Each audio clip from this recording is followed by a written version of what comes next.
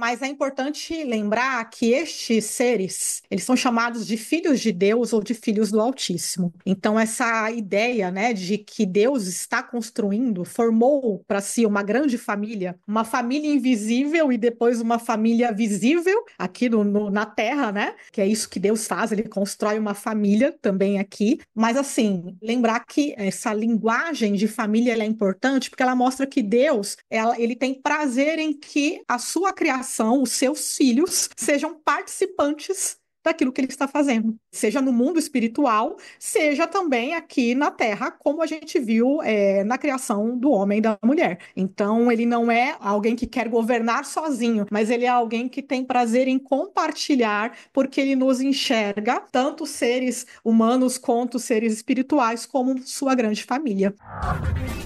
Começa agora o BTcast. Teologia é nosso esporte.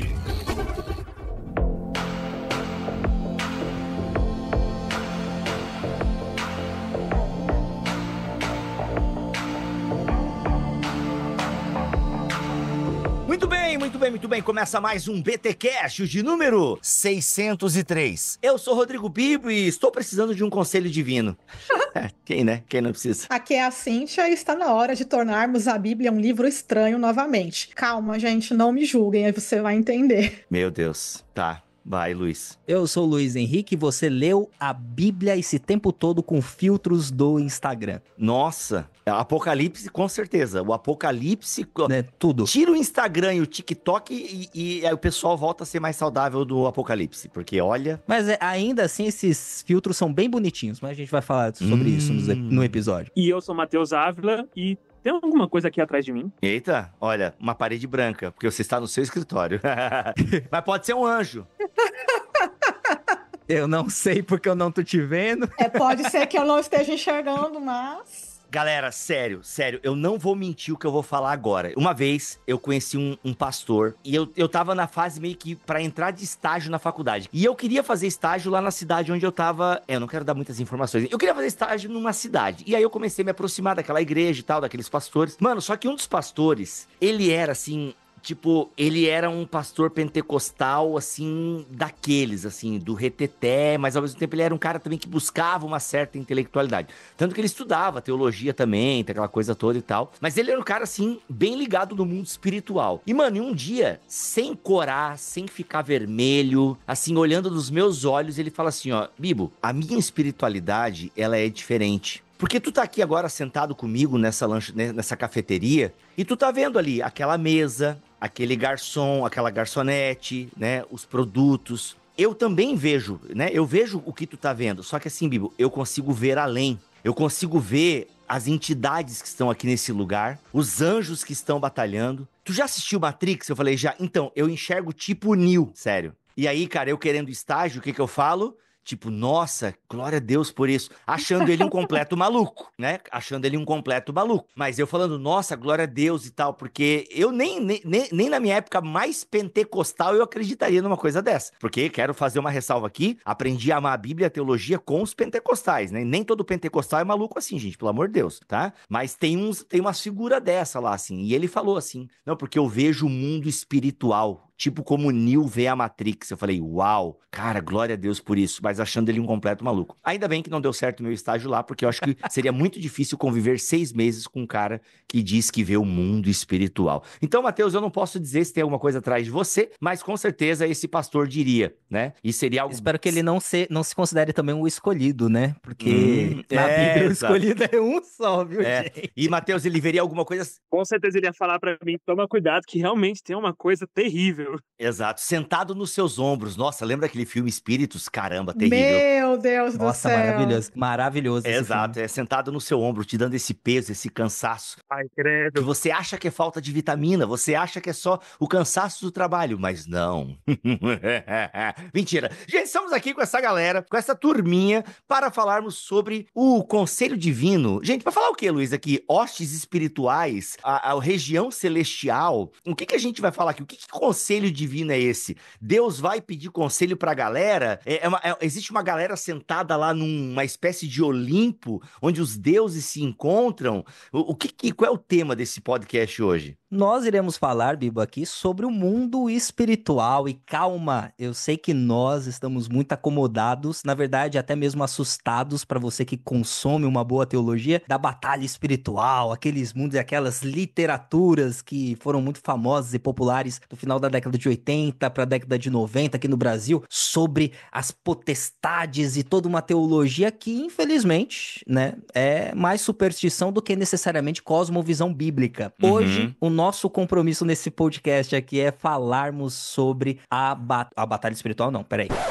Hoje, o nosso compromisso nesse podcast é falarmos sobre qual é a verdadeira natureza do mundo espiritual, qual é a verdadeira natureza do mundo invisível que os autores bíblicos, muitas vezes, eles relatam a partir do contato com o eterno. Então, esse episódio tá aqui justamente para instigar todos vocês aí a ler uma Bíblia de uma outra maneira, sem os filtros do Instagram, viu? Sem os filtros do Instagram. Boa, muito bom. Ó, a gente tem a Cíntia, que já é conhecida da galera aqui, já participou de vários episódios, é também a nossa professora na Escola Bibotalk de Teologia, com 2 módulos, né, Cíntia? Mulheres e anis cristológicos. E sensacional, nossa professora da Escola Bibotalk, e o Luiz, que é o nosso monitor da Escola Bibotalk de Teologia. E para nos ajudar a falar desse assunto aí, Matheus Ávila, seja bem-vindo. Matheus, que é ouvinte do BTcast, comenta e agora tá aqui, né, participando deste episódio. Seja muito bem-vindo, Matheus. Se apresenta um pouquinho pra galera aí. Muito obrigado. Eu sou Matheus Ávila, faço parte da Igreja Anglicana de Brasília. Sou formado em Teologia pela FTRB, Faculdade Teológica Reformada de Brasília. Curso no Seminário Teológico Jonathan Edwards, um mestrado em Teologia do Novo Testamento. E é basicamente isso que eu tinha pra falar. Legal, muito bom. E o seu nome é bonito, né, Matheus? Matheus Ávila, né? É um nome bacana, né? Matheus Ávila. Tipo Luiz Henrique. Caído. Ávila é um nome bacana, assim. Eu queria falar um negócio aqui. Parece que ele é um correspondente internacional. Matheus Ávila. Eu estou aqui diretamente... Um amigo tava brincando comigo aqui, é o Venerável Ávila, parece o nome de santo da Igreja Católica. Nossa, agora que você falou, desbloqueou. Ávila. Realmente parece, hein, gente? Ávila é um nome legal, cara. Ávila, Áquila, eu acho bonito também. São nomes fortes, assim, né? Matheus Ávila. Mano, e o teu Matheus é com TH ainda, tudo chique, né? Caramba, que frescalhada. Mas enfim, respeita aí a decisão. Mas eu... Olha, não quero nada contra TH. Porque o teu, né, Cíntia, é com... começa com Y e tem um TH ali. Nossa, mano, olha. Gente, eu já assinei muitos nomes, tá?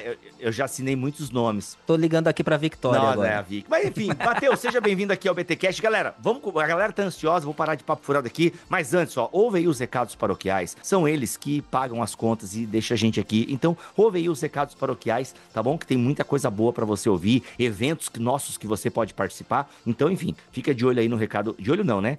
Fica de ouvido no recado paroquial. E daqui a pouco a gente volta.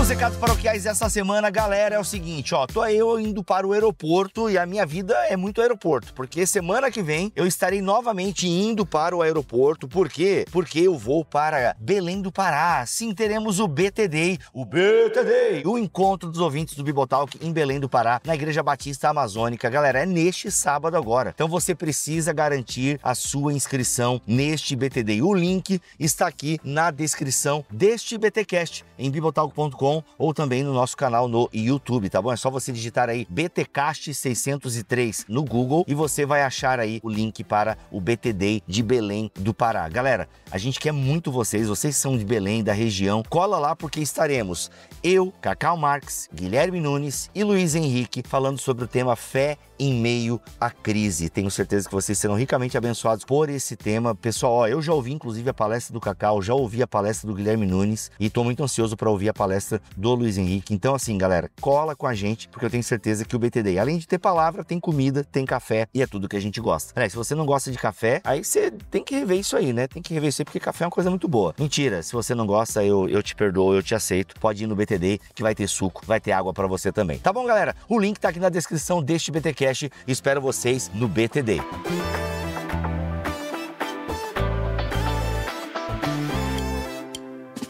E olha só, galera, quero lembrar vocês que você pode ajudar o nosso ministério comprando na Amazon pelo link do Bibotalk. Não esqueça, vai comprar qualquer coisa na Amazon, usa o nosso link. Bibo, como é que eu uso o teu link? Olha, no navegador, você pode acessar o site do Bibotalk e clicar no nosso banner que tem na home. Você pode digitar aí no navegador bibotalk.com/Amazon. Ah, Bibo, mas eu uso o celular e eu uso o aplicativo. Então, aí você tem que entrar no site e clicar no banner, então, da Amazon que tem no nosso site e ele vai redirecionar você para o aplicativo ou às vezes ele redireciona para o seu navegador. Sempre que você fizer isso, comprando qualquer coisa na Amazon, quando você clica, por exemplo, num link da Amazon que eu coloco em alguma rede social, você já entra pelo meu link, aí você pode comprar o livro que eu estou indicando, pode comprar um PlayStation, pode comprar uma impressora, você pode comprar uma vassoura, você pode comprar um Bob Goods, você pode comprar qualquer coisa que você quiser. Comprando pelo meu link, a gente recebe uma comissão e essas comissões têm ajudado bastante aqui o nosso canal. Aliás, por falar em nosso canal, galera, é o seguinte, vou voltar com o BTcast de mesa, tá? E assim, estamos com expectativas, tá? Só que voltar com o BTcast, aliás, a gente nunca fez BTcast de mesa, mas vai ter BTcast agora, eu sentado na mesa com alguns amigos. E isso é uma grana, né? Inclusive, estou voltando de São Paulo porque vim gravar uma série de episódios aqui com o pessoal. Então, eu vou, assim, se você quiser ajudar a gente, é uma maneira de você nos ajudar comprando na Amazon pelo nosso link. Ou você pode se tornar um mantenedor, uma mantenedora do nosso ministério. É só você entrar em contato com nosso e-mail, contato@bibotalk.com. A Camila vai te orientar como você se tornar um mantenedor, uma mantenedora do nosso ministério. E isso ajuda bastante a gente até a cobrir também essas despesas que a gente vai ter agora com esse novo projeto. Inclusive, o BTcast, eu criei um quadro agora para o BTcast. Eu acho que vocês vão gostar bastante desse quadro que vai ter dentro do BTcast. Então aguarde, tá bom? Aguarde que vem novidades por aí. Agora sim, bora com esse assunto que, olha, gente, vou contar para vocês. O assunto que você vai ouvir hoje, eu não ouvi ele na faculdade de teologia, hein? Um assunto muito legal que os nossos amigos estão trazendo para nós aí e uma parada diferente. Nunca tinha pensado sobre isso e faz muito sentido, tá bom? Então simbora.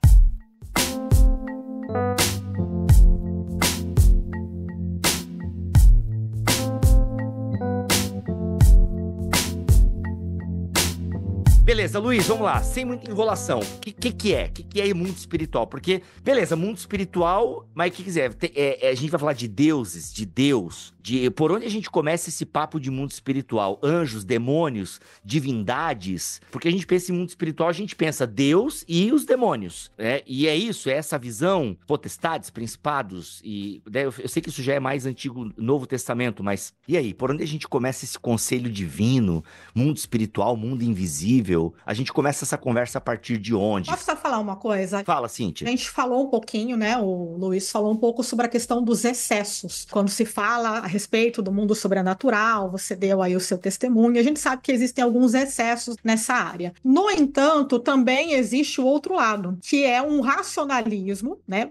Muito grande que nega a existência do sobrenatural. As duas coisas são complicadas, porque quando a gente olha para o texto bíblico, a gente percebe claramente que os autores bíblicos creem no mundo sobrenatural. E é exatamente isso que a gente quer resgatar nesse episódio. E eu acho que um bom caminho, né, e aí vinculando com a minha entrada, lembrarmos que alguns textos bíblicos, eles nos trazem uma estranheza. Certeza que você já leu alguns textos e você ficou ali pensando sobre o que significava aquilo, e talvez você até tenha lido algumas explicações daquele texto, umas mais convincentes, outras que você ainda ficou, ok, você acaba aceitando porque todo mundo diz, e você embarca naquilo, e porque aquilo faz mais sentido para a nossa visão de mundo, né, atual, para a nossa forma de enxergar a realidade, ou para a nossa tradição cristã, né, a ideia dos filtros que o Luiz falou, mas a verdade é que existem textos que nos causam uma estranheza, e eu acho que um bom caminho, um bom começo para a nossa conversa é ler um desses textos, e aí eu queria ler o Salmo de número 82, ele é curtinho, e vai dar pra gente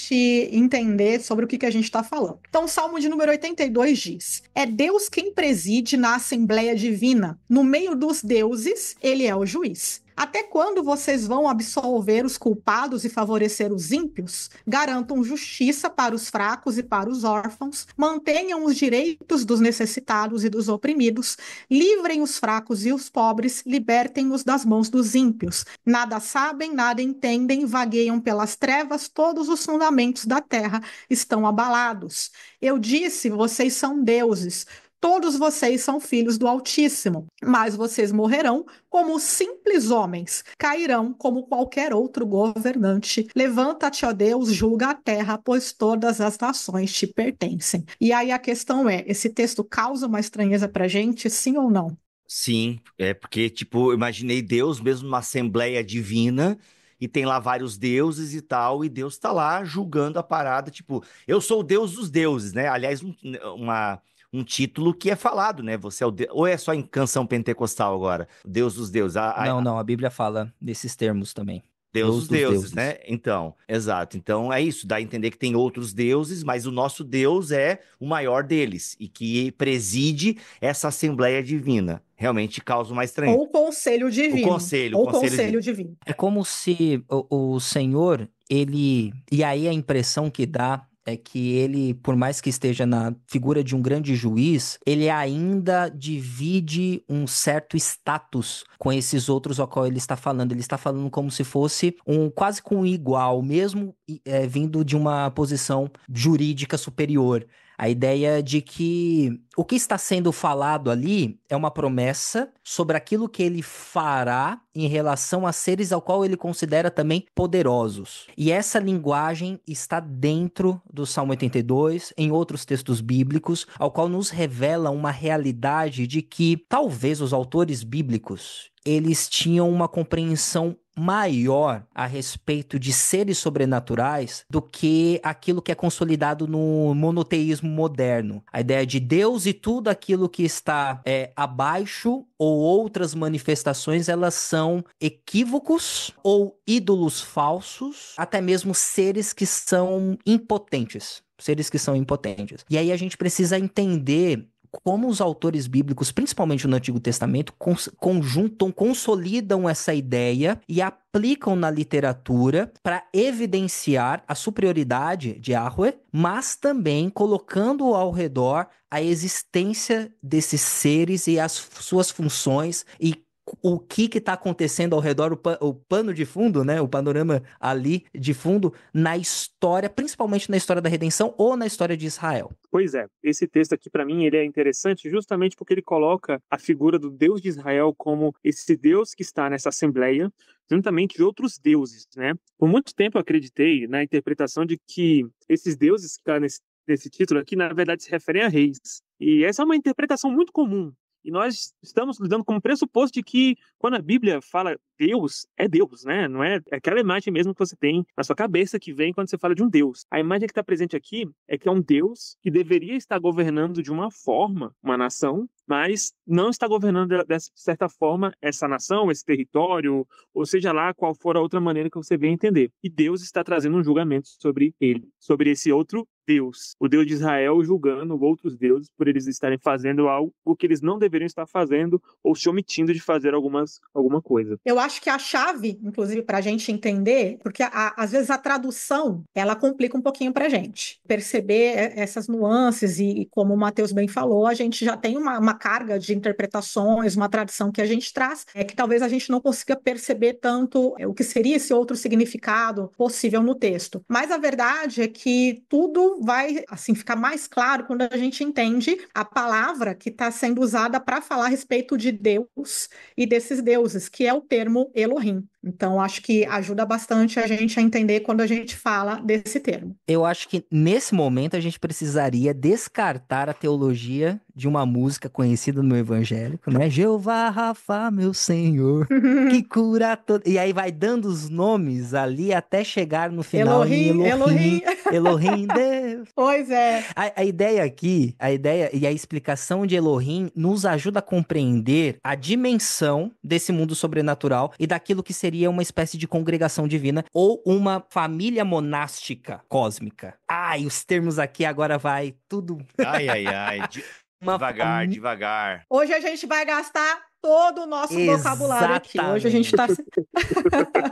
E precisa ter essa grandiosidade porque os autores bíblicos levam muito em consideração o mundo sobrenatural, mais do que a gente, inclusive. E aí, quando nós falamos sobre o termo Elohim, a ideia de Deus mesmo, nós estamos muitas vezes referindo a uma determinada pessoa, mas os autores bíblicos tratam o Elohim como uma classe. A palavra, o substantivo Elohim, na verdade, é uma categoria que é muitas vezes utilizada para outros seres além de Deus, além de Yahweh. Então nós vemos, por exemplo, o termo Elohim sendo utilizado a Yahweh, a Deus mesmo, a Deus de Israel, e a gente consegue ver lá em Gênesis 2, 4, 5, Deuteronômio 4, 35. Nós vemos também os membros desse concílio, como o Salmo 82, 1 ao 6. Se você pegar o hebraico, inclusive, ele inicia justamente com a ideia, utilizando duas vezes a palavra Elohim, né? Elohim Tzav Ba'at El, que a ideia de Deus toma o seu lugar na congregação divina. Bekerev Elohim Ishpot, no meio dos deuses, Elohim julga. Então, o primeiro Elohim é utilizado para Deus, o Deus verdadeiro, como o Deus de Israel, e o segundo Elohim é utilizado a esses deuses. Na NVI, inclusive, traz anjos, mas é uma tradução muito equivocada do Salmo 82:1. A ideia aqui é realmente Deus, então o termo é o mesmo. Nós vemos, por exemplo, em Juízes 11:24, como autoridades de outras nações, mas essas autoridades também se confundem com as suas próprias deidades. A gente precisa voltar para o mundo do Antigo Testamento, para o Antigo Oriente Próximo, e entender que a monarquia, geralmente, de determinadas tribos, geralmente estava vinculada com também aspectos de deidade. Ou seja, a monarquia, aqueles reis, aqueles príncipes, as autoridades de determinados lugares eram também tidos como deuses ou divinos. Tanto que a busca, inclusive no Antigo Testamento, é essa relação com o divino, essa relação com o eterno. A ideia de um mundo único e especificamente material é muito estranha aos autores do Antigo Testamento, assim como aqueles que estão ao seu redor. Outra forma também que os autores bíblicos utilizam Elohim é se referindo aos demônios. Nós vemos isso lá em Deuteronômio 32:17, ao qual eles aplicam para os demônios o substantivo Shedim, porém ali existe um paralelismo ao qual eles colocam também a carga deles e comparando-os com os deuses, ou seja, demônios que são deuses e são autoridades sobre aquele determinado povo, né, ou determinados povos. E nós temos um uso muito estranho do termo Elohim, que é em 1 Samuel 28:13, que é para falar do falecido Samuel. Você se lembra desse texto? Que é o texto em que Saul vai consultar uma vidente, e aí sai da sua terra, vai para um lugar em que você tem uma idolatria e um ofício cultico a outros deuses, e a partir disso, o que ele faz? Ele chama essa vidente, faz uma consulta e Samuel aparece para ele, e o termo utilizado ali é Elohim, como se fosse uma espécie de ser celestial, ou, mais especificamente, ser de um mundo sobrenatural. É algo que não pertence a este mundo. E nós temos também anjos ou anjo de Yahweh, anjos, os mensageiros, ou anjo de Yahweh, lá em Gênesis 35:7. Então, Elohim é utilizado muitas vezes e de diferentes formas pelos autores bíblicos com o passar das narrativas. É importante, assim, só para frisar, então, que Elohim, a gente está falando de um termo que fala de uma espécie de uma categoria na qual se incluem seres espirituais diversos. Ah, mas Deus também é um Elohim? Sim, Deus é um Elohim, nesse sentido de que Deus é espírito. No entanto, nenhum Elohim é como Deus. Uma vez que Deus é criador, uma vez que Deus não foi criado e uma vez que ele criou todos os demais Elohim. Então, a gente não está aqui dizendo que todo mundo está no mesmo nível, possui os mesmos atributos. Então, só para a gente fazer essa distinção. Elohim seria uma categoria de seres espirituais. E aí, por isso, evocamos algumas partes do texto bíblico, que Yahweh é o maior dos Elohims, ou o Elohim dos Elohims. Então, existe essa alta consideração de Yahweh na mentalidade dos autores bíblicos, mas que muitas vezes eles utilizam esse termo para designar outros seres também. É como se fosse, eu vou utilizar um exemplo aqui, é como se fosse o título pai, por exemplo. Quando você fala sobre pai, é pai de quem? Né? É um título, é uma categoria. Então, um pai, quando você está em uma sala ali, no conselho de classe, em alguma coisa do tipo relacionada à escola, você tem um conjunto de pais ali. Mas quando o próprio filho fala, o meu pai, ele me trata, por sua vez, como nome, como uma espécie de nome. Então, o termo ele é identificado dessa forma e utilizado dessa forma também pela nação de Israel, pelos autores bíblicos, e com o passar do tempo, você tem que fazer a distinção de onde está sendo referido a Deus como realmente Yahweh, o Deus de Israel, ou quando é algum outro ser que aparece, seja ele benigno, amando de Yahweh, ou maligno em rebeldia a Yahweh. Esses seres podem ser malignos, benignos, ou até mesmo neutros, né? Pode ser simplesmente um ser qualquer.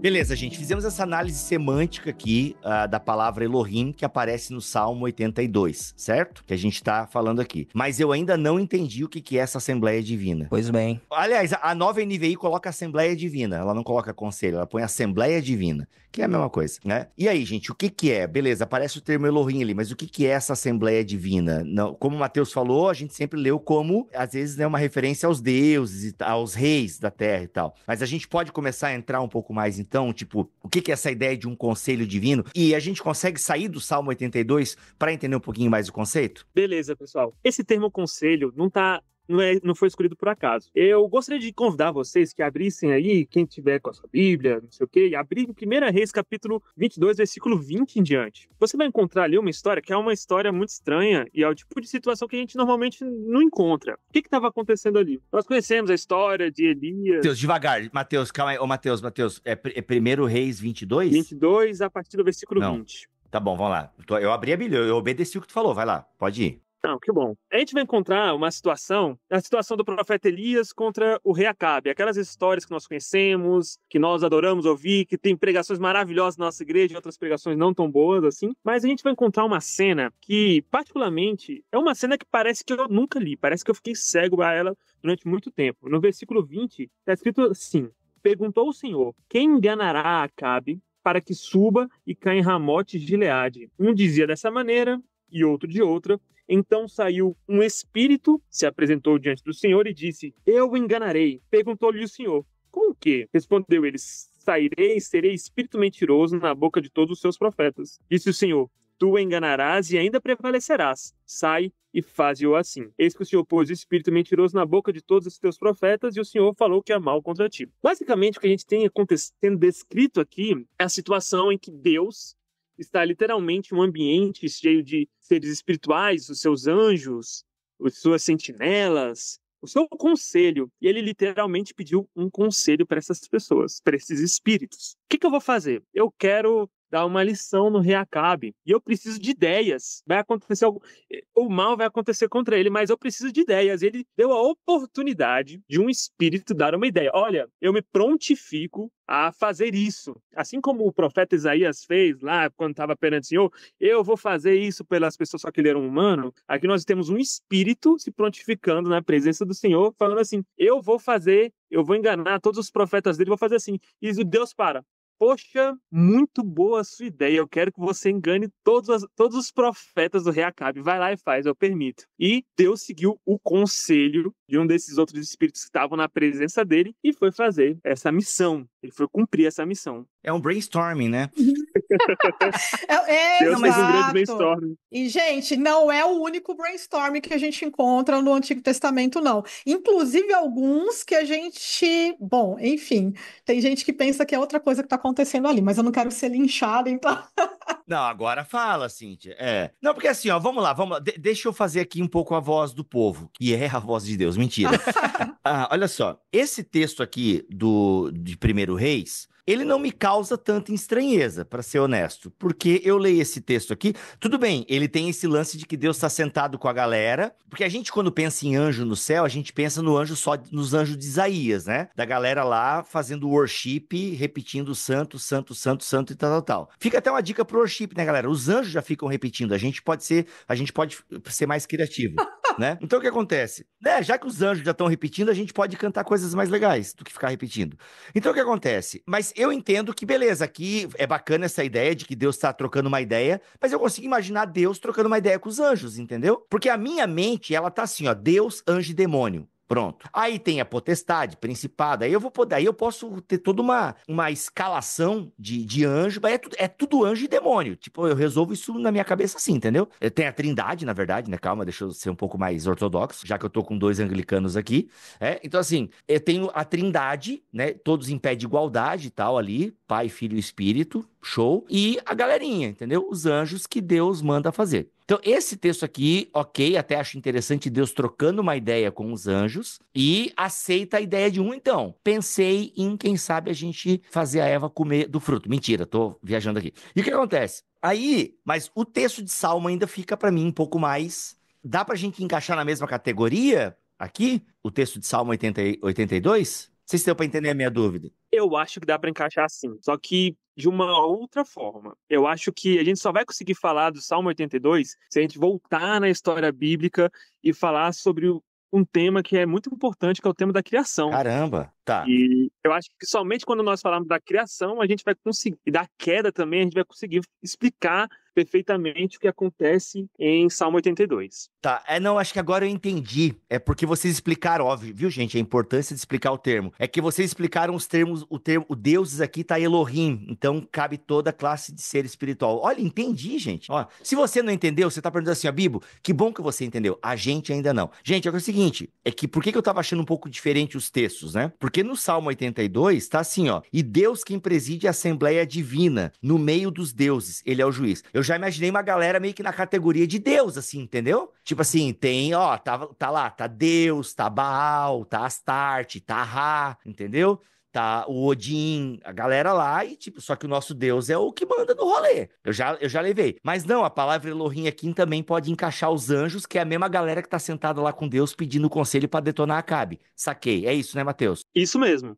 Mas o que não desqualifica a noção de Baal, Astarote, Odin... Isso, onde é que é essa galera aí? Essa galera aí, como é que tá? Calma, que pra gente entender isso, a gente precisa contar uma grande história. Por partes. Tenta que lá vem história. Vamos por Ok, that's right. Calma, cara. Exatamente. É porque, deixa eu só fazer um comentário sobre isso, porque o texto de 1 Reis parece... Nossa, peraí. Deixa eu fazer um comentário sobre isso, porque o texto de 1 Reis... Sabe que o Alexandre Melhoranza fala Primeira Reis, ele fala porque é a primeira obra. Ah, então tá bom. Não, mas então tá bom. o Melhoranza fala que é a primeira obra literária. Cara, eu falei então tá também, bom. sorry. Gente, antes eu era chato com isso, não, porque é primeiro rei. Agora pode falar o que você quiser, mano. Então, beleza. Então, o texto de 1 Reis parece ser algo bem estranho, porque nós não vemos com tanta frequência o conselho divino atuando. Então, é no meio de uma narrativa, e se você pegar a estrutura, você, muitas vezes, no livro de Reis, você tem o próprio Senhor falando pelo profeta, né? Você tem o próprio Senhor dando determinadas diretrizes, o próprio Senhor dando juízos, falando o que vai acontecer, descrevendo como a sua ira ou a sua benevolência irá ser pela pelo povo, né, para o povo e tudo mais. Só que aqui a gente vê um Senhor que não tem problema nenhum em compartilhar as diretrizes da história humana, as diretrizes daquilo que ele vai fazer com outros seres. E por isso que para nós, quando você tá lendo vai lá, no plano de leitura bíblica, se você venceu o Levítico e passou por todo o texto do Antigo Testamento... Não fala isso perto do Victor Fontana, é o livro que ele mais gosta. O Victor Fontana ama. Mas se você venceu e conseguiu chegar no primeiro livro de Reis e ver isso, esse texto vai saltar porque o primeiro livro de Reis não está habituado com esse tipo de linguagem. Não está habituado com esse tipo de linguagem. Existe, sim, muito sobrenaturalismo ali, mas Deus compartilhando o seu poderio e dando aspectos por isso é uma reunião de marqueteiros, né? De criatividade. Como eu posso fazer isso? Eu vou fazer, mas como eu posso fazer isso? Diga aí, Zezinho, o que você tá pensando agora? Aí joga a bola pra ele. Aí o Elohim Zezinho pega, olha, eu acho que isso não achei muito bom. Aí joga pra outro. Aí vai trabalhando as ideias e tudo mais. Isso não é tão comum assim, não é tão comum, pelo menos no contexto deste livro. Por isso que a gente precisa realmente olhar com muita atenção quando esses textos aparecem, para que a gente realmente valorize o imaginário bíblico, para falar, o autor está aqui evocando para todos nós uma realidade que, além de ser muito distante da nossa,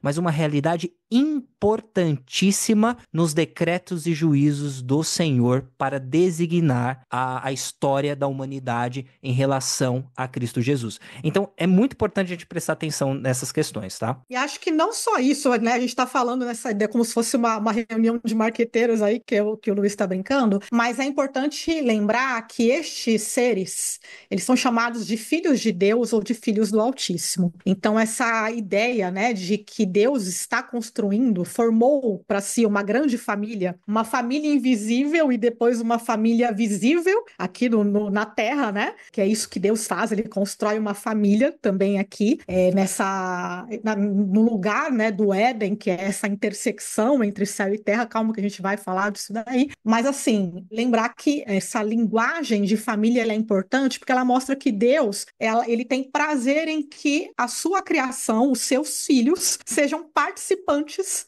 daquilo que ele está fazendo, seja no mundo espiritual, seja também aqui na Terra, como a gente viu na criação do homem e da mulher. Então, ele não é alguém que quer governar sozinho, mas ele é alguém que tem prazer em compartilhar, porque ele nos enxerga, tanto seres humanos quanto seres espirituais, como sua grande família. Eu acho que isso também é um ponto importante. Pois é. Esse texto me dá a impressão de que a gente está sendo convidado para um backstage. E é como se os profetas, eles sempre vêm com aquela palavra pronta, né? Vai acontecer isso, vai acontecer aquilo. Mas esse aqui é o texto que mostra pra gente que antes dessas coisas acontecerem, possivelmente, Deus se reuniu com uma galera e falou, pessoal, e aí? Israel tá fora da linha de novo. Os filisteus apareceram. Ou então, aquele rei tá fora da linha. O que eu vou fazer agora? A gente tem que fazer alguma coisa. É como se fosse um convite para que a gente possa imaginar um pouco mais a forma como o mundo espiritual acontece. Eu entendo mais ou menos dessa forma. Rapaz. Como eu disse, a gente só consegue entender de fato o que está acontecendo voltando para o início, voltando para Gênesis, né? Gênesis capítulo 1, nós vemos Deus criando todas as coisas, né? Nós observamos Deus dizendo, haja luz e houve luz. Deus fazendo realmente tudo. No capítulo 2 em diante, nós observamos Deus tomando a decisão de criar o homem à sua imagem e semelhança. Deus vai e cria o homem à sua imagem e semelhança. Deus o coloca no jardim, Deus o coloca no Éden para que ele possa governar, para que ele possa cuidar do Éden e sobre todos os animais que estão ali, para que ele possa ser o verdadeiro jardineiro, para que ele seja o representante de Deus no mundo, né? Existe uma noção muito importante aqui no uso da palavra imagem, né? A palavra imagem, eu acho que já foi abordada em outros episódios também, ela vai muito além do simples significado de Deus colocou alguma característica dele em nós, seria a razão de alguma coisa. Aqui a noção é que o Éden é o templo divino e a própria humanidade é construção de Deus, representante de Deus ali, é o totem de Deus dentro do Éden. É palestrinha, Mateus, é palestrinha, vai. Então, quando nós observamos em Gênesis, Deus ele fala para alguém, e normalmente, eu não sei vocês, mas eu já ouvi muito que é Deus conversando consigo mesmo, é uma conversa intratrinitariana de Deus falando, façamos o homem à nossa imagem e semelhança, mas Isso que talvez possa ser Deus dentro do conselho dele interagindo com outras pessoas, com os outros seres espirituais, com os outros Elohim. Vamos fazer o homem a nossa imagem, de forma com que o homem, ele não é a imagem somente do Deus Yahvé, mas ele é feito à imagem de Elohims como um todo. E nós estamos ali no Éden dessa forma. Então façamos ali, o pessoal já tem esse lance. Pois é, Deus tá falando com quem? Bem, a gente sempre entendeu meio que, ele tá falando com a Trindade, né? O Filho, o Espírito e tal, estão trocando uma ideia e Bereshit bara Elohim, tal, pá, né? No caso, vamos criar o ser humano aqui. Só que é injusto o contexto bíblico, Bibo, falar que é uma trindade, porque a trindade é um conceito que é desenvolvido posterior, principalmente pela igreja cristã. Então, a partir das discussões a respeito da divindade de Cristo e da substância, inclusive a natureza de Cristo, né? Homem, divino, entre essas coisas. Então, para lermos realmente esse texto em Gênesis de maneira muito séria, a gente precisa evocar o imaginário do autor, dos autores, e a gente pode considerar que Gênesis tem ali alguns editores também, inclusive, mas, para além disso, a audiência que está recebendo essas histórias de como eles compreendem o mundo. E aí a gente fala sobre cosmologia, como se divide a realidade, né? E a realidade se divide em dois aspectos. Em primeiro lugar, a questão do mundo visível, o mundo material, e em segundo lugar, esse mundo invisível, esse mundo sobrenatural, essas realidades em paralelo, e ambas sobrepõem uma à outra. Um grande exemplo disso é a visão, eu não sei se eu posso furar aqui a pauta, gente, mas a visão que Ezequias tem a respeito do templo. Quando ele olha... Isaías tem... exatamente, Isaías tem a respeito do templo, e quando ele olha para o Santo dos Santos, ele vê ali justamente um lugar físico característico do templo, mas quando o Senhor, ele revela a realidade sobrenatural, ele vê um grande trono. E aí a realidade visível e a invisível sobrepondo uma à outra, ao ponto de que esse profeta vai ver tudo isso de maneira unificada por causa da ação de Yahweh, né? E inclusive para impulsioná-lo ao ministério. A sua ação profética, vou colocar aqui, melhor, né? Então, ao olharmos isso, a gente precisa entender que os autores em Gênesis, eles estão lidando com um imaginário completamente diferente daquilo que a gente coloca como trindade. Por isso que conselho divino entra nesse aspecto. Pois é, então a gente observa isso tudo aqui em Gênesis, Deus está criando todas as coisas, ele fala, façamos a nossa imagem, né? E fazendo referência ali, mais uma vez, um Deus que está dialogando com quem está próximo, ele faz o homem à sua imagem.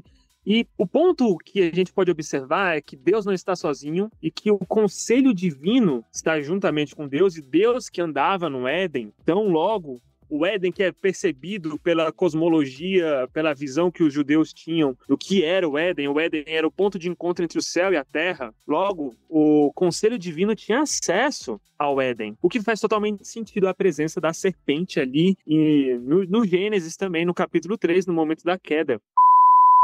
Oi, interrompendo este BTcast, que está com um tema muito legal, só para dizer o seguinte, com esse áudio de WhatsApp mesmo aqui, para pedir para você entrar no link que está na descrição deste BTcast e votar no Bibotalk, no Prêmio IBEST. Galera, nessas próximas 2 semanas, se você puder entrar todo dia e votar na gente, o link que eu vou colocar vai direto para votação, é só você clicar se logar e colocar no coração que tá tudo certo, tá bom? Vote na gente no IBEST, a gente tá em primeiro lugar, né? Claro, já tem uma galera que tá classificada, mas a nossa meta é ficar no top 20 Brasil, tá bom? Então vote no Bibotalk na categoria Videocast lá no Prêmio IBEST. Espero vocês, hein? Espero o voto de vocês. O link tá aqui, o link tá divulgado nas minhas redes sociais também a todo momento.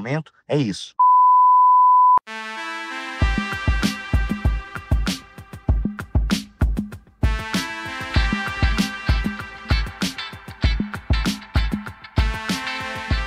Gente, aproveitando aí que o Matheus falou a respeito da queda, pra gente, acho que pra segunda parte aqui do nosso EP, que eu sei que é longo, mas a gente tem tanta coisa pra falar.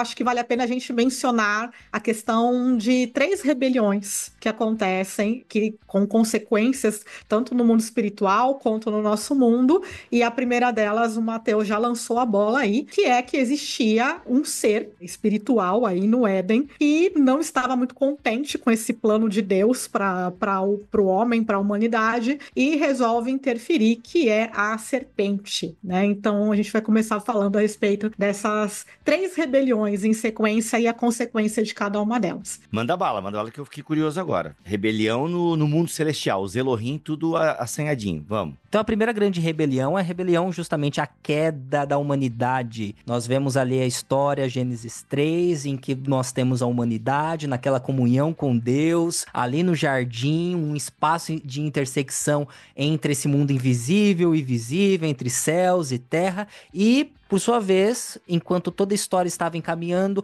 o homem, a humanidade estava ali justamente lidando com as suas vocações e atribuições como um corregente da criação visível. Entra um Elohim e entra um ser celestial que, por sua vez, em figura de serpente, como serpente, conversa, seduz e leva a humanidade a seguir um caminho por conta própria, a escolher o fruto do conhecimento do bem e do mal, a enganá-los e pervertê-los para que eles fossem justamente expulsos, né? A ideia da perversão, a ideia da manipulação presente ali no contexto de Gênesis 3, ela vai se repetir depois em algumas outras histórias, e principalmente Babel. Nós temos essa ideia muito presente de que esses seres que são caídos, eu vou utilizar um termo popular mesmo, né? Esses seres rebeldes, esses seres que querem uma autonomia, através da fala da autonomia, levam a humanidade a se apartar de Deus e, por sua vez, corromper o mundo físico ao qual nós existimos e vivemos hoje. E aí a gente precisa levar em consideração que a implicação do pecado, da entrada do pecado, da queda, né? Dessa ruptura, dessa desobediência ao Senhor, não apenas afetou a questão espiritual, esse relacionamento de Deus para com o homem, do homem para com Deus, mas para além disso, afeta também a natureza como um todo, a criação criada. Nossa, a criação criada ficou mas ela feio, foi criada, né? Ela foi criada, né? É que senão não era a criação, né? Não, vou lá. Então, afeta toda a criação material, visível, e qual Adão e Eva tinham como personagens bíblicos, né? Tinham como manipular, reger, administrar e levar até o status que Deus havia solicitado para eles. Então esse foi a primeira grande rebeldia que nós encontramos ali na narrativa bíblica, que já afetou a humanidade, inclusive, né? Um parênteses que eu acho muito bacana, desculpa te cortar, Luiz, mas é que você falou de Isaías 6, lá tá falando de serafins, né? A palavra seraf significa algo como queimar, mas a palavra seraf também é utilizada para fazer referência à cobra, à serpente, né? Porque ela lança um veneno que queima. E existia essa visão antiga, no mundo antigo, de que cobras elas podiam participar tanto do mundo terrestre aqui, quanto no mundo celestial ali, e que ela abrem tipo umas abas assim, sabe, ao redor do pescoço, e aquilo poderia ser como uma espécie de mini asa. E é interessante você observar também que anjos na Bíblia, elas não possuem sempre aquela imagem de bebezinho bonitinho, gordinho, sabe, peladinho, usando só uma tanquinha que fica voando com aquelas asinhas bonitinhas, sabe, que a gente vê na casa da vovó. Normalmente anjo é estranho e tem cara de ser vivo mesmo, né? E serafim é um tipo de anjo que é serpente, tem 6 asas, não sei o que e tudo mais. A ideia é de que possivelmente, né, essa serpente que estava lá em Gênesis pudesse ser um serafim. Eu acho isso aqui, esse parênteses muito interessante, eu só queria compartilhar com vocês. E para fazer o parênteses do parênteses, gente, não é um texto de biologia, então não é para a gente ficar discutindo se cobra falava, andava, rastejava, como que era, né? Porque tem gente que vai para esse lado aí super literal e tenta entender como é que a cobra falava. E que gosta de ver, naquela cobra, dá para ver que deveria ter uma asa ali. A Celeste do Castelo Rá-Tim-Bum era um serafim. Eu tenho certeza disso. Teve uma divulgação que a galera andou falando aí, porque se mostrou que as cobras poderiam ter pernas na antiguidade, né, dos antepassados. Isso, aí a galera começa a viajar, gente, mano. assim, não é um texto sobre biologia evolutiva ou qualquer coisa do tipo, é um texto sobre cosmovisão do mundo antigo. Exato. E ali as serpentes... Muito obrigada, bióloga Cíntia. né? Falo como bióloga e teóloga agora. Então, assim, não adianta a gente ficar discutindo isso, e acho que algo muito interessante também é que Eva não sente nenhum estranhamento daquele ser estar falando com ela, porque se a gente olhar, né, ou seja, de estar ali, de estar falando com ela, ou seja, os Elohims... Ela tinha essa familiaridade. Eles estavam presentes no Éden, ela tinha essa familiaridade. Mas por que ela deu confiança? Porque, se surgiu uma cobra falando, eu vou, no mínimo, achar estranho. Veja, ela não estava vendo, certo? Algo estranho, algo que já não tivesse presente ali dentro daquela realidade do Éden, que é essa espécie de intersecção entre o mundo visível e o mundo invisível. Então, a gente precisa olhar para os textos nos seus termos. E aí a gente vai, então, para a segunda rebelião. E a segunda rebelião é outra que também gera um monte de controvérsias de interpretação. Gênesis 6. Gênesis 6. Não. Tá? Olha Gênesis aí. 6. Então eu vou ler aqui o trechinho pra gente que diz assim, Gênesis 6, versículo 1, quando as pessoas começaram a se espalhar pela terra e tiveram filhas, os filhos de Deus viram que essas mulheres eram muito bonitas, então escolheram a que eles quiseram e casaram com elas. Aí o Senhor disse, não deixarei que os seres humanos vivam para sempre, pois são mortais. De agora em diante eles não viverão mais do que 120 anos. Havia gigantes na terra naquele tempo e também depois, quando os filhos de Deus tiveram relações com as filhas dos homens e estas lhe deram filhos. Estes gigantes foram os heróis dos tempos antigos, homens famosos. Eu sei que esse texto é estranho pra caramba e eu sei que você certamente já teve que em algum momento se posicionar entre interpretações. O que seriam esses filhos de Deus? Né? Eles seriam seres espirituais, eles seriam anjos ou eles seriam, né, a descendência de Sete, né? Muitos vão dizer que é a interpretação, né, mais natural seria, né, que os filhos de Deus seriam a descendência de Sete e as filhas dos homens seriam a descendência de Caim, que, portanto, não seriam mais fiéis a Deus e tudo mais. Então, pensando aqui, né, naquilo que nós já falamos de que os seres espirituais, né, esses Elohims também são chamados frequentemente de filhos de Deus, ao que tudo indica, para o autor bíblico, esses filhos de Deus seriam de fato seres espirituais, e isso vai se tornar ainda mais confirmada, essa interpretação, em alguns outros textos da literatura do judaísmo do Segundo Templo, como, por exemplo, o primeiro livro de Enoque, que mais tarde vai ser utilizado por autores bíblicos do Novo Testamento, como Pedro e como Judas. Então, a gente vai perceber que eles têm uma visão distinta do que acontece aí daquilo que normalmente a gente escuta lá na EBD. E aqui a gente está entrando num conceito de rebelião, guerra e um imaginário justamente de facções da criação se dividindo e espalhando-se pela terra para estabelecer seus próprios domínios segundo aquilo que foi herdado como Elohims, né? Ou Bnei Elohims, ou filhos de deuses, né? Ou filhos de Deus. A ideia ali presente é uma ideia de que, olha, tá vendo todos esses seres celestiais que, por sua vez, fizeram uma rebelião ao verdadeiro Elohim, né? Ou ao Elohim dos Elohims, e tentaram deturpar, levando a humanidade. Pois bem, eles se espalharam, eles se multiplicaram, assim como, aí tem um paralelo também, como a maldade da humanidade também se espalhou e se multiplicou, e por sua vez, eles começaram a erguer seus próprios tronos e influência para com a humanidade e estão, por sua vez, ali disseminando essa rebeldia contra o Deus Todo-Poderoso, o Senhor dos Senhores. Isso está dentro da mentalidade da Torá como um todo, assim, como um todo. Existe uma posição de rebeldia e de outros povos e uma configuração desses outros povos sendo influenciados por esses filhos de Deus, né? Por esses Elohim agora deturpados, né? Isso aí eu acho importante porque a gente já falou de uma primeira transgressão que aconteceu no Éden, Éden e envolveu os humanos. Essa segunda transgressão que nós temos aqui, ela envolve seres espirituais que assim como a Eva olhou, achou bonito e tomou para si a maçã, esses seres espirituais, eles olham, acham bonito e tomam para si as mulheres. E eles têm filhos. E por causa disso tudo nós temos o dilúvio. E o dilúvio acontece justamente para dar um fim, conforme isso aqui já estou entrando já no campo de interpretação dos livros apócrifos, primeiro Enoque, outros livros de Enoque, o livro de Jubileus, que vão trazer uma explicação para esse texto aqui, que vai fazer parte do imaginário do Novo Testamento. Então, no Novo Testamento, no imaginário dos autores do Novo Testamento, embora não esteja tão explícito assim, nós vamos observar, por exemplo, que os filhos que surgem dessa relação impura entre a humanidade e seres espirituais são seres impuros. São seres impuros e Deus vai lá e termina com esses seres impuros e eles vão dar origem àquilo que nós conhecemos,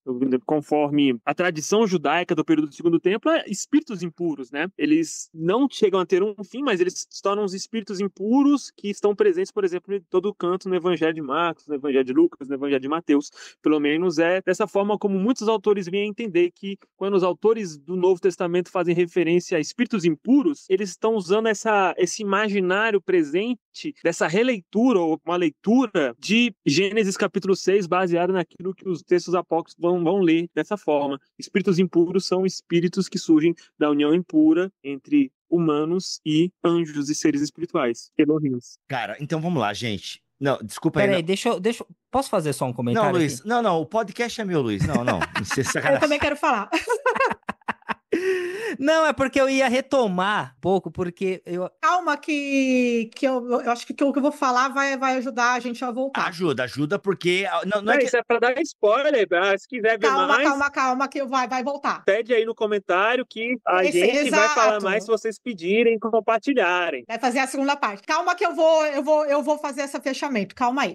Não fecha, não fecha, porque... Não calma, entenda o que eu tô falando. Entenda o que eu tô falando. Gente, aproveitando tudo isso aí que o Matheus falou, a gente já tá dando spoilers de um segundo episódio, onde a gente vai ver os desdobramentos de tudo isso que a gente tá falando lá no Novo Testamento. Mas até lá, eu acho legal a gente voltar para aquilo que o Luiz já estava falando, que no final das contas vai nos fazer voltar de novo para o Salmo 82, que é a terceira rebelião e a Torre de Babel. E aí a gente fecha bonitinho aqui o ciclo da nossa conversa. Não, peraí, eu até fui buscar um bolo de banana, que a minha esposa faz, é maravilhoso. Banana com gotas de chocolate. Esse assunto me deu fome. Olha aqui, ó. Pessoal, vocês estão seguindo uma linha, parece assim que não fecha com o que a gente ouve por aí. Por exemplo, assim, mano, como assim? Nasceu seres espirituais, galera do mundo invisível teve relação com gente do mundo visível, e aí nasceu uns Uruk-hai aí, entendeu? Mas parada meio assim, vocês estão... Mas, cara, é tipo... Sabe, é que isso foge tanto do nosso mundo hoje. Por que hoje, então, os anjos não têm mais aí relação com as mulheres,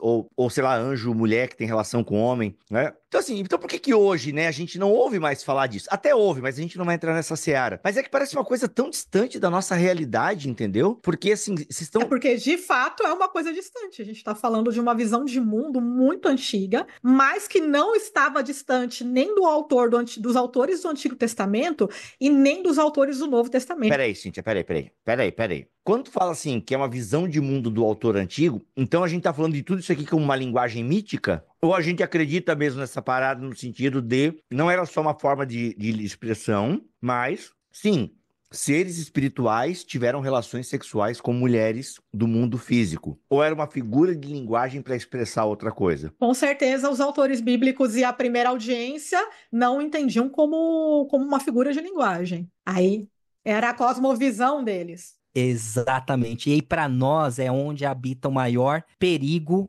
em não deixarmos o texto falar, porque as nossas sensibilidades, principalmente na interpretação do texto bíblico, muitas vezes, elas tentam tirar a superstição e acabam mirando no próprio texto bíblico e naquilo que ele gostaria de desenvolver. E quando os autores, tanto do Antigo quanto do Novo Testamento, não querem fazer isso. Quando nós queremos colocar uma visão mais cética a respeito do mundo sobrenatural, do mundo invisível, e por sua vez, a gente quer que filhos de Deus, esses seres celestiais, não façam relações sexuais com os seres humanos, nós queremos domesticar a nossa Bíblia ao ponto de colocarmos ela dentro de nossas sensibilidades. E uma coisa que eu aprendi, principalmente estudando sobre Jesus histórico, é que o maior erro que você pode fazer é esquecer que as sensibilidades atuais estão longe, muito distante daquilo que os autores querem dizer, daquilo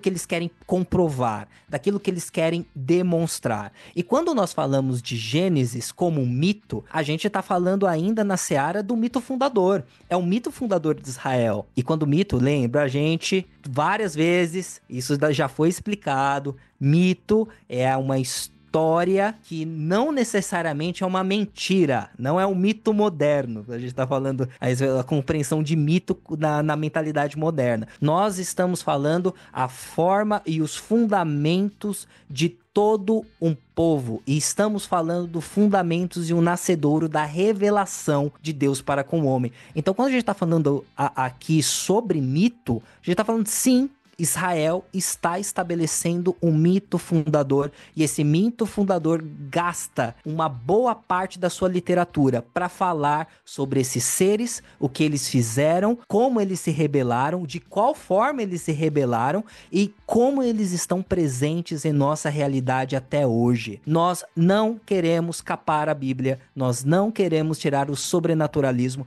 nós precisamos dessa visão mais acurada. Por quê? Porque Cristo levou isso a sério, porque os autores do Novo Testamento levaram isso a sério, porque a igreja primitiva também levou isso a sério, porque nós ainda levamos a sério por causa do mover que parte do mundo sobrenatural e se manifesta em nosso meio. É por isso que, ao falarmos sobre isso e o nosso pensamento muito cético, você encastar, meu Deus do céu, o que está acontecendo? A gente precisa ser muito franco mesmo. A Bíblia tem textos difíceis e a gente precisa fazer esse transporte de cosmovisão para que a gente olhe para a Bíblia com seriedade e falar, realmente, é algo muito distante daquilo que eu compreendo hoje, aquilo que eu estou acostumado a ouvir ou a ler.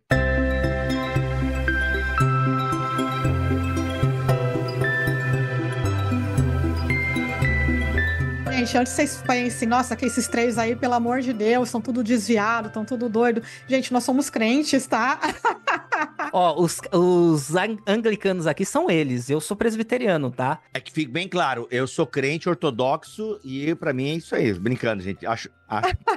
Mas nós somos todos crentes, tá, gente? Somos todos crentes, amamos a Bíblia, levamos a Bíblia muito a sério, então, por favor, não nos julgue, mas a gente tá falando realmente de coisas que são complexas. E não tô inventando, né, gente? Tem vários autores que vocês estão ancorados em vários autores. Isso, a gente não estamos tirando de vozes da nossa cabeça. Então, existem uma série de estudiosos que trabalham a partir desse tipo de interpretação, a partir da literatura do Antigo Oriente Próximo, encontrando esses paralelos, tentando discernir esse rio cultural, como diria John Walton, ou essa visão sobrenatural do Antigo Oriente Próximo. Então aqui a gente está trazendo essas possibilidades, mas não estamos inventando nada aqui, tá? E acho que para a gente conseguir encerrar então esse papo, vamos para a terceira e última rebelião, que vai falar um pouquinho a respeito das nações e tudo mais, e que vai ficar aí como gancho para o nosso segundo EP no Novo Testamento. Qual que é a terceira rebelião? Essa aqui faz referência, a gente vai pra 11, depois volta pra capítulo 10, tem que ter Deuteronômio 32. Meu Deus do céu. Perfeito, pode ir, Matheus. Senão a Bíblia não vai fazer sentido. Não, ela vai, só que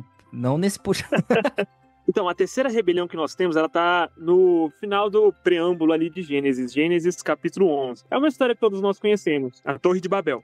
Nós vemos a humanidade tendo essa decisão de construir uma torre que alcance os céus, né? Por quê? Porque logo antes Deus deu uma nova possibilidade de um start novamente para Noé e sua família. Vamos ver se dessa vez eles não pisam na bola, vamos ver se dessa vez eles vão ser pessoas bacaninhas, eles vão ser pessoas corretas, mas infelizmente a humanidade, né, é a humanidade como nós a conhecemos. E Deus, então, desce e divide essas pessoas. É basicamente essa história. Existe uma divisão e cada uma das pessoas ali, cada uma das pessoas que estava ali trabalhando de forma conjunta para a construção dessa torre, para alcançar os céus, ela fala uma nova linguagem. É uma terceira transgressão que nós temos aqui. Uma terceira transgressão da humanidade, uma terceira queda, nós podemos falar, e a humanidade é dividida. Por que isso é importante? Se você observar no capítulo 10, você vai ver uma lista enorme E essa lista é chamada de Tabela das Nações, essa lista que tem no capítulo 10. Porque ela basicamente divide em 70 nações o mundo. Essa é a forma como Israel entendia a realidade. O mundo é composto de 70 nações. 70 nações a qual Deus dividiu. Então, no capítulo 10, nós temos a divisão das nações, e no capítulo 11, nós temos a explicação sobre como essas divisões aconteceram. O que aconteceu para que a gente existisse, ao invés de ter uma humanidade unificada, uma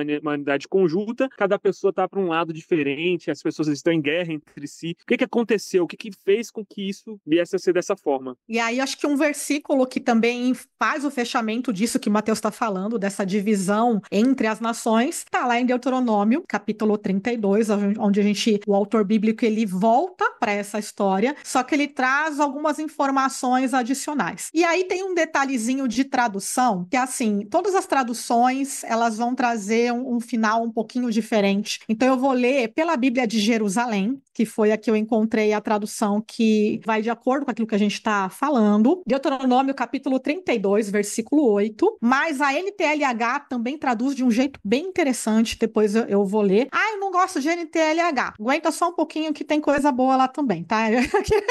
Aqueles que ficam julgando. Pô, tem muita coisa boa. Então, espera maravilhosa para vocês NTLH, entenderem o que eu tô gente. falando. Vamos fazer assim. Qual que é a tua Bíblia, Bibo? Eu tô com a nova NVI aqui. Nova NVI, lê o 32:8, fazendo um favor. 32:8 na nova NVI. Depois eu vou ler Jerusalém e depois eu vou ler NTLH. 8 e 9, vamos lá. Quando o Altíssimo deu às nações a sua herança, quando dividiu toda a humanidade, estabeleceu fronteiras para os povos de acordo com o número dos filhos de Israel, pois a porção do Senhor é o seu povo, Jacó é a herança que lhe coube. Deuteronômio 32, 8 e 9. Perceba que aí ele usa filhos de Israel. Filhos de Israel. Tá? E essa vai ser a tradução. E aí tem uma nota, os manuscritos do Mar Morto trazem filhos de Deus. Perfeito. Vou ler Jerusalém, tá? Bíblia de Jerusalém. Quando o Altíssimo repartia as nações, quando espalhava os filhos de Adão, ele fixou a fronteira para os povos conforme o número dos filhos de Deus. Vou ler NTLH agora, tem umas coisas bem interessantes de vez em quando. Olha só como eles traduzem o 8. Quando o Altíssimo separou os povos e deu a cada povo as suas terras,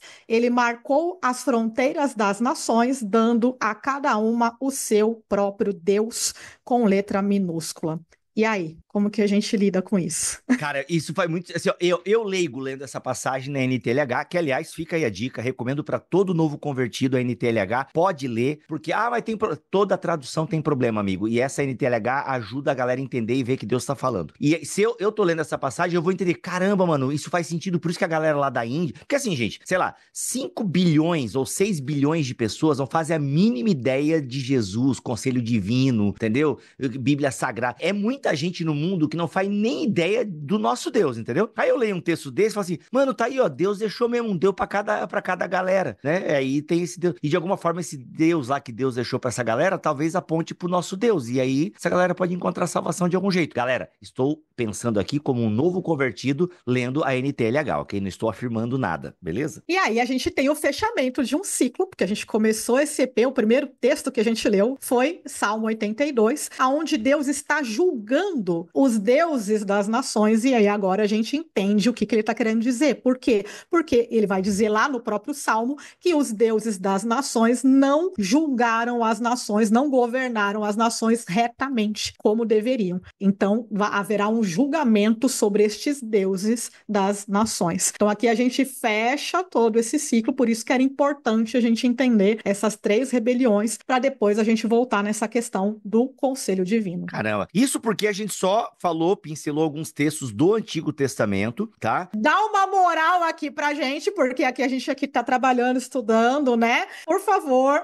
Isso. Ó, inclusive, se você usa o Instagram, o arroba desses queridos aqui, da Cíntia, do Luiz e do Mateus, vai estar disponível aqui na postagem em bibotalk.com ou no YouTube. Clica no arroba deles, começa a seguir eles, porque eles produzem conteúdo bíblico, teológico, tá? Toda semana postando alguma coisa ali. Bibo, então posso só fazer mais uma propaganda aqui? Pode. EBT, hoje eu lancei um áudio explicando o uso de principados e potestades de Paulo que está intimamente ligado com esse tema. Olha aí, gente, E aí, ó. explicando para um aluno. Então, se você quiser boas aulas, módulos sensacionais com Cíntia, Cacau e tudo mais, Vem pra escola. cara, vai lá. E eu tô lá como monitor para qualquer dúvida que vier, papo teológico. Esses dias fiquei conversando com o pessoal, assim, até umas 3 horas da manhã, só falando de teologia. Bem legal mesmo. Olha aí. Reunião de oração, que teólogo aqui Reunião de ora. oração amanhã.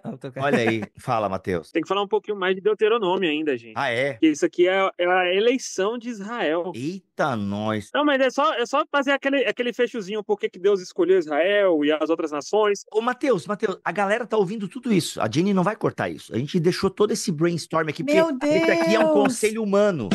A gente falou um de con- conselho divino. Deus do céu, cara. Aqui é o conselho. É assim que os deuses fazem. Eles jogam É a, dados com a a gente. Assembleia do Bibo está Exato, aqui. exato. A Assembleia do Pronto. Bibo está reunida. Então, por favor, gente, dá moral pra gente aí.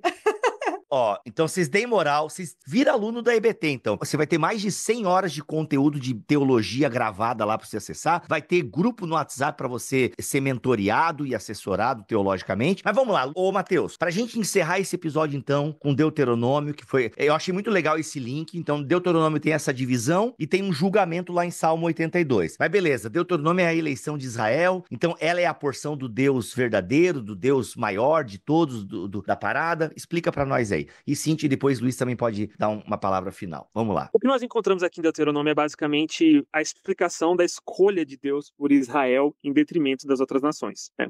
A gente vai encontrar Deuteronômio como se fosse o grande texto que define: Israel, vocês são especiais, vocês são santificados para o propósito de ser luz para as nações. A lei que vocês estão recebendo é uma descrição para que as outras nações possam observar. Isso Deuteronômio capítulo 7 vai demonstrar pra gente. Para que as outras nações possam observar e fazer igual. Então, de certa forma, é Deus governando um povo, mostrando para os outros deuses, um D minúsculo, como uma nação deveria ser gerida e elas deveriam gerenciar da mesma forma como Deus estava fazendo. Israel é uma lição. O protótipo de Deus, olha, as coisas têm que funcionar dessa forma. A grande questão é que, como a gente conhece a história bíblica, nem mesmo Israel consegue funcionar dessa forma, nem mesmo Israel consegue plenamente guardar a lei de Deus, viver os mandamentos de Deus, né? E vive caindo, e vive em exílio.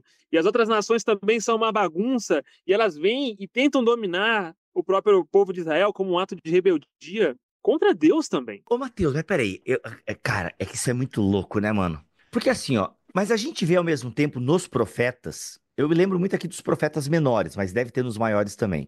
Mas nos profetas menores fica muito claro a sentença de Deus contra outros povos. Aí Deus não tá aí mexendo na jurisprudência de outro Deus aí? Como é que é? Deus mexe na jurisprudência dos outros povos justamente pelo fato deles não serem aqueles que eles deveriam ser. Porque no momento em que Deus escolhe Abraão, Deus não tá jogando o mundo inteiro no lixo para gerenciar apenas um pequeno povo. É como se Deus... A gente vive falando que Deus ele se importa com toda a criação, mas a impressão que a gente tem é que parece que ele se importa só com um lugar pequeno que é do tamanho de 4 distritos federais aqui do Brasil. E a verdade não é essa. Deus escolheu Israel com o propósito de ser luz para as nações. E a escatologia que nós encontramos no Antigo Testamento, e isso é presente também no Novo Testamento, é uma escatologia de que as nações elas vão se voltar para Israel, que elas deveriam aprender desde sempre com Israel sobre como as coisas deveriam ser, a seguir o caminho de Deus. Então, o próprio Filho de Deus ele se manifesta justamente com essa finalidade. Mas aqui é basicamente... A gente tá falando de missão aqui, gente. Isso é missão. A gente tá falando de missão, né? Isso é missão. E a missão compreende o mundo sobrenatural. É uma missão justamente porque os deuses não estão fazendo, então eu mesmo vou dar um jeito aqui, por isso eles vão receber a recompensa deles de Salmo 82.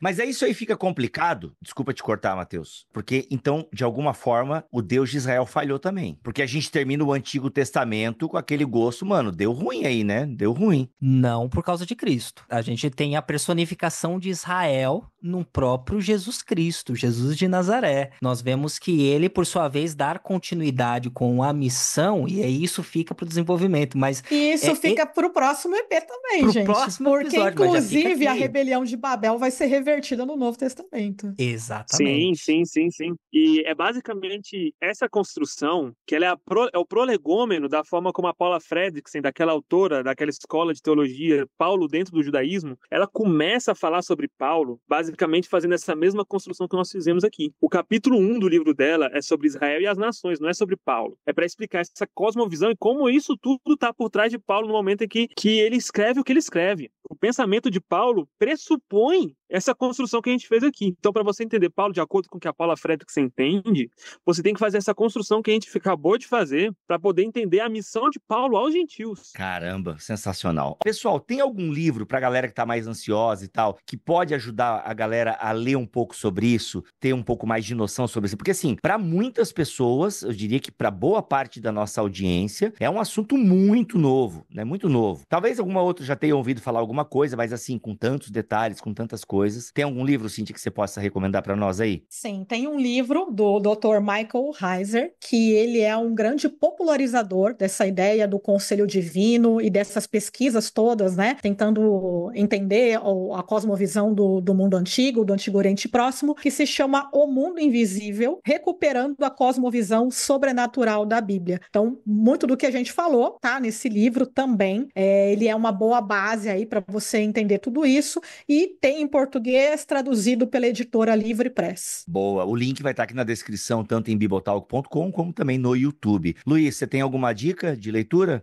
Tem uma dica que é mais norteadora, o Teologia do Antigo Testamento para Cristãos, do John Walton. É pela editora Loyola, né, do Contexto Antigo à Crença Duradoura, e aqui ele vai desmistificar, principalmente no capítulo sobre cosmo e humanidade, um pouco dessa compreensão presente nos autores do Novo Testamento, como eles entendiam o mundo, e entra, assim, superficialmente, mas já te dá umas boas bases para ler o Novo Testamento de uma maneira mais sobrenaturalista, se a gente pudesse utilizar esse tipo de expressão. Então, vale muito a pena. Boa. E aí, Matheus, parabéns pela sua estreia aqui no BTcast. Desculpa o caos, seja bem-vindo. Que bom, que bom. Mas e aí, alguma dica de leitura? Gente, pode ser blog também, ou alguma coisa em inglês também, a gente tem, né? Pessoal, tem uma série de vídeos no canal do Bible Project, e o Bible Project já está começando a traduzir alguns vídeos para o português, mas eu não sei se eles já chegaram a traduzir essa série específica que eles fizeram. Então, se não tiver... Legendado acho que tem, porque eu já vi. Legendado acho que tem já no Bible Project. Acho que já tem esse tem, do né? conselho Isso, eu assisti legendado também. Eu costumo passar para as pessoas, elas poderem assistir. Eles têm um trabalho, basicamente, para tratar sobre o mundo espiritual conforme a Bíblia o descreve, principalmente no Antigo Testamento. E é um trabalho muito interessante, que se vocês quiserem estar procurando, eu acho que pode ajudar muito vocês, tá bom? É uma playlistzinha que eles fizeram somente sobre esse tema. Para fechar, o Luiz indicou o John Walton, eu indico dele também O Pensamento do Antigo Oriente Próximo. Boa! Publicado pela editora Vida. Esse ele vai destrinchar toda essa cosmovisão do Antigo Testamento. Acho que é Vida Nova esse, acho que é Vida Nova. Vida Nova, John Walton. Mas, gente, melhor que o John Walton é o André Daniel Heinck, os outros da Bíblia. Isso, pronto. Que também vai entrar em alguns tópicos. Esses três aí estão viajando. Calma que tem um monte de autor que vai entrar nesses tópicos, então a gente... não os crucifiquem. Exato, muito legal, gente. Ó, o bom é que a gente viaja acompanhado. Exato. Aqui a gente viaja em assembleia. Muito bom. Tá, gente, ó, esses livros, os links estarão aqui, e também a playlist que o Matheus falou do Bible Project. Manda pra mim depois a playlist, Matheus, e a gente vai colocar aqui, ó, galera, os links você só encontra em bibotalk.com, pega aí o nome desse episódio, digita no Google que você vai cair no nosso site. Ou no YouTube, tá bom? No Spotify e outros agregadores, a gente não consegue colocar link. Mas tem um podcast que eu ouço que eles colocam. A gente não sabe colocar, só aceita, tá tudo bem, tá bom? É isso, gente. Obrigado, Matheus, pela sua estreia aqui no BTcast. Seja muito bem-vindo sempre, tá convidado pra terminar essa série aqui agora com a gente, beleza? Beleza. É um grande prazer estar aqui com esse podcast que eu acompanho já há muitos anos. Desde antes de entrar no seminário, eu já assistia Bibotalk. Muito legal. Cíntia, é sempre um prazer ter você aqui. Tá na hora de chamar a Vicky pra mais uma pauta, hein? Eu vi que você agitou o grupo lá, temos que trazer mais uma pauta aí. E esse ano vem muita coisa boa. Olha aí, que bom, obrigado. E Luiz, tamo together daquele jeito, é nóis. Tamo junto, pessoal, um abraço. É isso, voltamos então na semana que vem com mais BTcast na terça-feira. Na sexta-feira tem BT Papo com o pastor Cacau Marques. E também temos uma vez por mês o nosso comentário bíblico Vida, eu e Luiz, sempre trazendo um estudo bíblico pra vocês aí também. Fique ligado em bibotalk.com, siga a gente nas redes sociais, tá bom? Siga principalmente no Instagram, os nossos arrobas estão aqui na descrição deste episódio. Voltamos semana que vem, se Deus quiser e assim permitir. Fiquem todos na paz do Senhor Jesus.